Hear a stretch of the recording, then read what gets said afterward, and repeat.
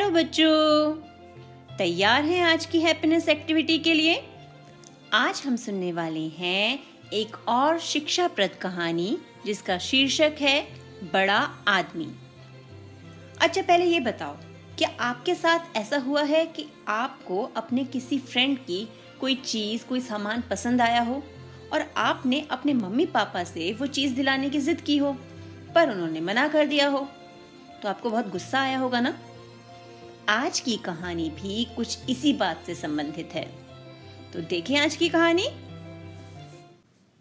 एक परिवार में माता पिता बड़ी मेहनत से अपने बच्चे को पढ़ाने की कोशिश कर रहे थे, लेकिन बच्चा हमेशा अपनी क्लास के धनी मित्रों के महंगे मोबाइल, घड़ी आदि देखकर अपने माता पिता पर झुंझलाता रहता था। उसे एक बार मोटरसाइकिल लेने की धुन सवार हो गई। माता पिता के पास पैसे नहीं थे। पापा के मना करने पर एक दिन वह बहुत गुस्सा हो गया और गुस्से में घर से चला गया। वह इतने गुस्से में था कि गलती से पापा के ही जूते पहनकर निकल गया। मन में सोच रहा था कि बस आज घर छोड़ दूंगा, तभी लौटूंगा जब बड़ा आदमी बन जाऊंगा। अगर मुझे मोटरसाइकिल नहीं दिलवा सकते हैं तो मुझे इंजीनियर बनाने के सपने क्यों देखते हैं।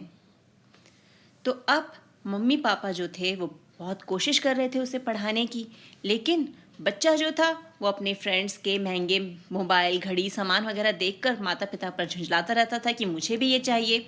अब मम्मी पापा पे पैसे नहीं थे, तो एक बार पापा ने मना कर दिया कि मोटरसाइकिल में दिलवा नहीं सकता, तो वो गुस्से में आ गया कि आज मैं घर छोड़कर जाऊंगा और बड़ा आदमी बनकर लौटूंगा।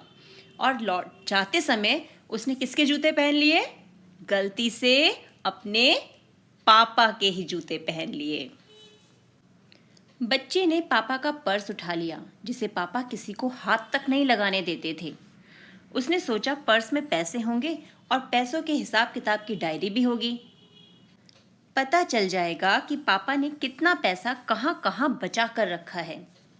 बच्चा जैसे ही गली से आगे सड़क तक आया, उसे लगा जूतों में कुछ चुभ रहा है।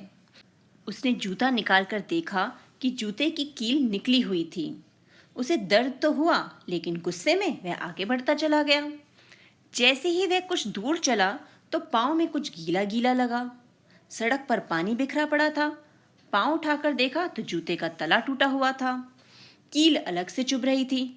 जैसे तैसे लंगड़ाकर बस स्टॉप तक पहुंचा। अब चलते समय उसने क्या किया? पापा का पर्स उठा लिया और सोचा कि पास में पैसे होंगे और हिसाब किताब की डायरी होगी, पता चल जाएगा पापा पैसे कहाँ कहाँ बचा कर रखते हैं। जब चलने लगा तो पहले तो उसे कुछ चुभा, देखा तो जूते की कील निकली हुई थी। फिर थोड़ी देर में उसे गीला लगा क्योंकि जूते का तला भी टूटा हुआ था। और फिर वो बस स्टॉप पर पहुंच गया। जब काफी देर तक कोई बस नहीं आई तो उसने सोचा क्यों ना पर्स की तलाशी ली जाए। उसने पर्स खोला, उसमें एक पर्ची दिखाई दी जिसमें लिखा था मोबाइल के लिए 10,000 उधार।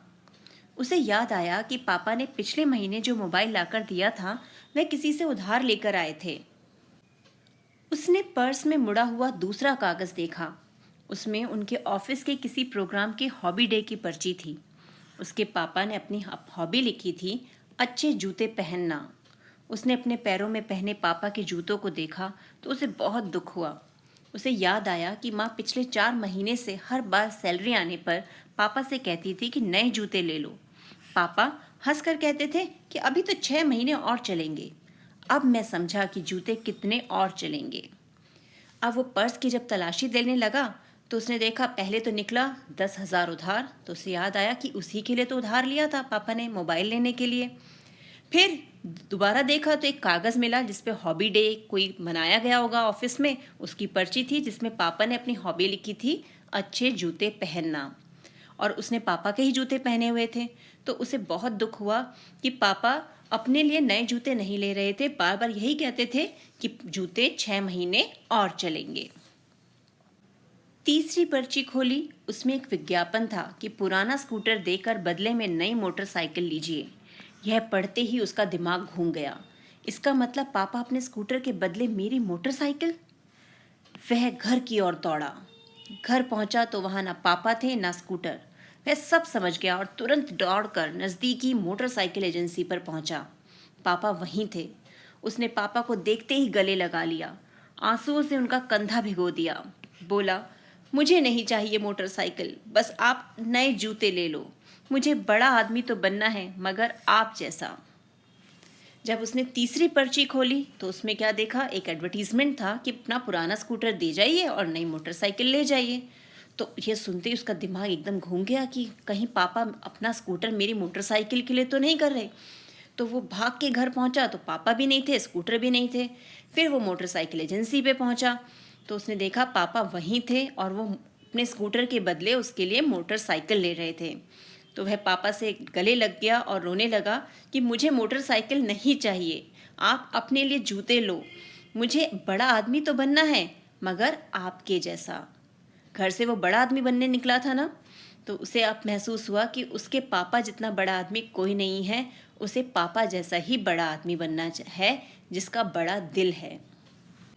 तो आज की कहानी में हमने देखा कि बेटा, हमारे माता पिता हमें हमेशा खुश देखना चाहते हैं। वो हमेशा हमारे लिए अपनी क्षमता से अधिक करते हैं। आप लोगों को अच्छे से पढ़ाने के लिए वे बहुत मेहनत करते हैं। वैसे भी हमें अपनी चीज़ों में खुश रहना चाहिए। क्या जीवन में सफलता पाने के लिए महंगे मोबाइल, घड़ी, साइकिल ये सब चीज़ें ज़रूरी हैं? नहीं ना, उनके लिए तो मेहनत चाहिए। तो हमें अपने माता पिता के हमारे प्रति जो प्यार है उसका सम्मान करना चाहिए, उनका आदर करना चाहिए। तो आज आप सब एक काम करेंगे। सभी बच्चे अपने मम्मी पापा के लिए एक थैंक यू कार्ड बनाएंगे और उन्हें देंगे, ठीक है ना? और हाँ, उस थैंक यू कार्ड की फोटो ना अपनी टीचर को भी भेजना। हमें भी तो पता चले कि आपने किस प्रकार अपने मम्मी पापा को थैंक यू बोला। तो कैसी लगी आज की कहानी? मिलते हैं एक और शिक्षाप्रद कहानी के साथ एक और वीडियो में। तब तक खुश रहो और खुशियां बांटते रहो।